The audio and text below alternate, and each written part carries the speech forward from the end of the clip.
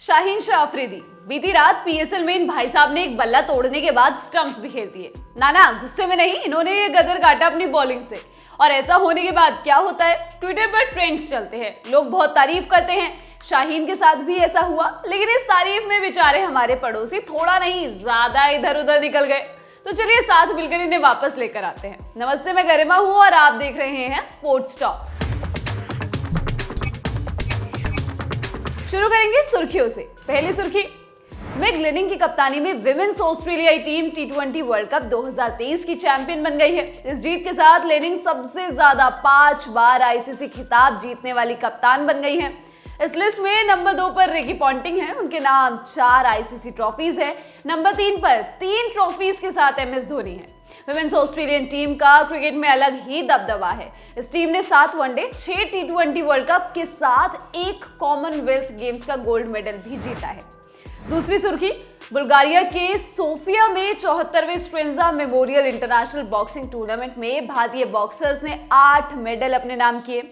रविवार को खत्म हुए इस टूर्नामेंट के आखिरी दिन भारतीय मुक्केबाज गोविंद कुमार साहनी, अनामिका और अनुपमा ने सिल्वर मेडल जीता। इससे पहले एस कलेवानी, श्रुति यादव, मोनिका, विश्वामित्र चोंगथम और सचिन को ब्रॉन्ज मेडल मिला था। तीसरी सुर्खी है विमेंस प्रीमियर लीग से। डब्ल्यूपीएल के शुरू होने से पहले एक और टीम ने अपने कप्तान के नाम का ऐलान कर दिया है। गुजरात जायंट्स की टीम ने ऑस्ट्रेलियाई बल्लेबाज बेथ मूनी को कप्तान चुना है। वहीं भारतीय ऑलराउंडर्स ने राणा टीम की उप कप्तान बनाई गई हैं। बेथ मूनी ने टी20 वर्ल्ड कप 2023 में ऑस्ट्रेलिया के लिए सबसे ज्यादा रन बनाए थे। वो डब्ल्यूपीएल की दूसरी विदेशी कप्तान है। इससे पहले यूपी वॉरियर्स की टीम ने एलिसा हीली को अपना कप्तान बनाया था। चौथी सुर्खी, wrestling federation of India WFI के अध्यक्ष ब्रज भूषण शरण सिंह के खिलाफ यौन उत्पीड़न के आरोपों की जांच चल रही है। इस मामले की जांच के लिए इंडियन ओलंपिक एसोसिएशन और खेल मंत्रालय ने जांच कमेटियां बनाई हैं और इन कमेटी में शामिल एक व्यक्ति पर गंभीर आरोप लग रहे हैं। विनेश फोगाट ने बिना नाम लिए ट्विटर पर अनुराग ठाकुर को टैग किया और कहा कि मामले की जांच कर रही दोनों कमेटियों में शामिल एक मेंबर पहलवानों की यौन उत्पीड़न से जुड़ी शिकायत के तथ्य लीक कर रहा है, इसलिए सदस्य को तुरंत जांच कमेटी से हटाया जाना चाहिए। अब नंबर दिन की बड़ी खबर का, तो इस बड़ी खबर की शुरुआत करते हैं। फरवरी मार्च का महीना है। पड़ोसी मुल्क में इस वक्त पीएसएल खेली जा रही है, पाकिस्तान सुपर लीग। इस लीग में पाकिस्तान के तेज गेंदबाज शाहीन शाह अफरीदी लाहौर कलंदर्स की कप्तानी करते हैं। रविवार 26 फरवरी की रात उन्होंने पेशावर ज़ाल्मी के खिलाफ शानदार गेंदबाजी की। अपने स्पेल के 4 ओवर में शाहीन ने 40 रन देकर 5 विकेट चटकाए, जिसमें सबसे ज्यादा चर्चा है उनके स्पेल के पहले 2 ओवर की पहली 2 गेंदों की। इन 2 गेंदों पर उन्होंने एक बल्ला तोड़ा और एक स्टंप्स का नुकसान कर दिया। दरअसल पेशावर ज़ाल्मी लाहौर कलंदर से मिले 242 रन के लक्ष्य का पीछा करने उतरी। शाहीन ने पहले ओवर की पहली गेंद इतनी तेज फेंकी कि मोहम्मद हारिस का बल्ला टूट गया। नया बल्ला मंगाया गया। हारिस फिर स्ट्राइक पर थे। इस बार शाहीन ने परफेक्ट यॉर्कर के साथ स्टंप्स उखाड़ दिए। उखाड़े ही नहीं बल्कि उसके भी 2 टुकड़े कर दिए। उनकी इस गेंदबाजी की मदद से कलंदर्स ने मैच को 40 रन से जीत लिया। शाहीन की इस घातक गेंदबाजी के बाद से ट्विटर पर पाकिस्तानी फैंस ने शाहीन को ट्रेंड करवा रखा है। स्पोर्ट्स वाले कॉलम में उन्हें लेकर ढेर सारे ट्वीट्स किए जा रहे हैं। कोई खिलाड़ी अच्छा प्रदर्शन करता है तो तारीफ होनी चाहिए। ट्विटर पर इसकी चर्चा भी आम है, लेकिन इन ट्वीट्स में कई ट्वीट ऐसे भी हैं जो शाहीन को वर्ल्ड क्रिकेट का बेस्ट टी20 गेंदबाज बता रहे हैं। ऐसे में हमने सोचा कि इस पहलू पर थोड़ा आंकड़ों के साथ बात हो तो बेहतर रहेगा। आइए जानते हैं, क्या शाहीन अफरीदी के आंकड़े भी उन्हें डेब्यू के बाद का सबसे बेहतरीन गेंदबाज बताते हैं। शाहीन ने साल 2018 में पाकिस्तान क्रिकेट टीम के लिए अपना इंटरनेशनल डेब्यू किया। जब शाहीन ने डेब्यू किया तब वो सिर्फ 18 साल के थे। उनके बाद से अब तक उन्होंने अपने मुल्क के लिए 25 टेस्ट, 32 वनडे और 47 टी20 मुकाबले खेले हैं। इनमें शाहीन ने 99, 62 और 58 टी20 आई विकेट्स चटकाए हैं, जो कि आला दर्जे का प्रदर्शन है। अब बात करते हैं शाहीन के साल दर साल के आंकड़ों की।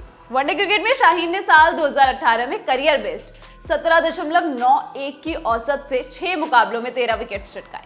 इसके बाद साल 2019 में ये औसत बढ़कर 22.88 का हो गया। इस साल उन्होंने 13 मैच खेले और 27 विकेट चटकाए। इसके बाद साल 2020 में उनका औसत और खराब होते हुए 25.40 का हो गया। उन्होंने इस साल 3 मुकाबले खेलकर महज 5 विकेट चटकाए। साल 2021 में हश्र ज्यादा ही बुरा रहा। इस साल खेले कुल 6 मुकाबलों में शाहीन का गेंदबाजी औसत 41.37 का रहा, जहां उन्होंने सिर्फ 8 विकेट चटकाए। हालांकि साल 2022 में शाहीन के वनडे के आंकड़े पिछले 3 साल के मुकाबले पहली बार बेहतर हुए। इस साल उन्होंने 4 मैच खेले और 19.44 की औसत से 9 विकेट चटका दिए। अब आते हैं टेस्ट क्रिकेट पर। टेस्ट में भी शाहीन का डेब्यू साल 2018 में ही हुआ। डेब्यू साल के 2 टेस्ट मैच में वो 31.75 की औसत से 8 विकेट ले पाए। साल 2019 में उन्हें 5 टेस्ट खेलने को मिले। यहाँ शाहीन की औसत 29 की हो गई। उन्होंने इस साल 17 विकेट अपने नाम किए। 2020 का साल शाहीन टेस्ट में तो बिल्कुल भी याद नहीं करना चाहेंगे, क्योंकि इस साल उन्होंने फिर 5 टेस्ट खेले और 36.14 की औसत से सिर्फ 14 विकेट चटकाए। ये उनके करियर की सबसे खराब टेस्ट औसत भी है, लेकिन 2020 के सबसे खराब साल के बाद 2021 में उनके करियर का बेहतरीन साल आया। इस साल उन्होंने 9 मैच खेले और 17.06 की बेमिसाल औसत से 47 विकेट अपने नाम किए, जबकि साल 2022 में एक बार फिर उनका गेंदबाजी औसत 31.30 पर पहुंच गया। साल 2022 में उन्होंने 4 मैच में 13 विकेट अपने नाम किए। वनडे और टेस्ट के बाद अब बात उस फॉर्मेट की जिसमें शाहीन को बेस्ट गेंदबाज कहा जा रहा है। शाहीन ने T20 फॉर्मेट में डेब्यू साल 2018 में 7 मैच खेले और 11 विकेट चटकाए, औसत 18.45 का। 2019 में 3 मैच में 3 विकेट, औसत 28.33 का। 2020 में 8 मैच 8 विकेट, औसत 29.37। साल 2021 में सबसे ज्यादा 21 मैच और विकेट्स 23, औसत 26.04 का। डेब्यू साल को छोड़ उसके बाद तीनों साल तक शाहीन का T20 फॉर्मेट में प्रदर्शन बेमिसाल वाली श्रेणी में तो नहीं रखा जा सकता, लेकिन 2022 में उन्होंने सच में शानदार गेंदबाजी की। इस साल शाहीन ने 13.53 की औसत से 8 मुकाबलों में 13 विकेट अपने नाम किए। T20 वर्ल्ड कप 2022 में उन्होंने 11 विकेट चटकाए। हालांकि वो इस टूर्नामेंट में भी सैम करन, बास डी लीड, ब्लेसिंग मुजरबानी और अमरिक नॉर्किया से पीछे रहे। शाहीन अफरीदी ताजा T20 रैंकिंग्स में 17वें पायदान पर हैं। भारत के अर्शदीप सिंह मौजूदा समय में उनसे आगे हैं। अर्शदीप शाहीन से बेहतर T20I रेटिंग्स 635 के साथ 13वें स्थान पर हैं।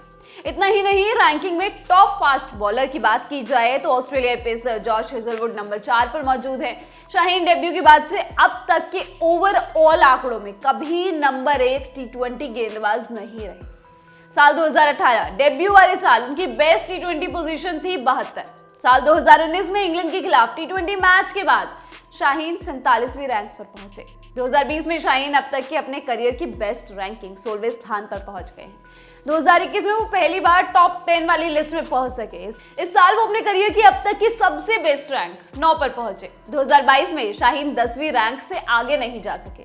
शाहीन ने T20 क्रिकेट में साल दर साल अपनी रैंकिंग और गेंदबाजी में सुधार किया है, लेकिन ये कहना पूरी तरह से सही नहीं हो सकता कि वो मौजूदा दौर के सर्वश्रेष्ठ T20 गेंदबाज हैं, क्योंकि अगर पिछले 2 साल के T20 आंकड़े भी उठाए तो साल 2021 में टेस्ट प्लेइंग नेशंस वाले फास्ट बॉलर्स में मुस्तफिजुर रहमान ने सबसे ज्यादा T20 विकेट्स चटकाए हैं।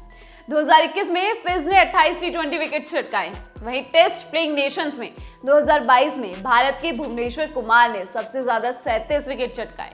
2022 में तो भुवनेश्वर नहीं रही, अर्शदीप ने भी शाहीन से ज्यादा 33 विकेट अपने नाम किए, जबकि भारत के ही नहीं खुद पाकिस्तान के हारिस रऊफ भी शाहीन से आगे रहे। रऊफ ने साल 2022 में कुल 31 विकेट अपने नाम किए। शाहीन दुनिया भर के तेज गेंदबाजों को टक्कर देते हैं, इसमें कोई शक नहीं, लेकिन जब बात आंकड़ों की आएगी तो शाहीन को अपने स्टैट्स और कई गेंदबाजों से बेहतर करने होंगे। आज के शो में बस इतना ही। ये शो आपके लिए लिखा था विपिन ने। स्पोर्ट्स से जुड़ी खबरों के लिए आप देखते रहिए ललन टॉप स्पोर्ट्स। शुक्रिया।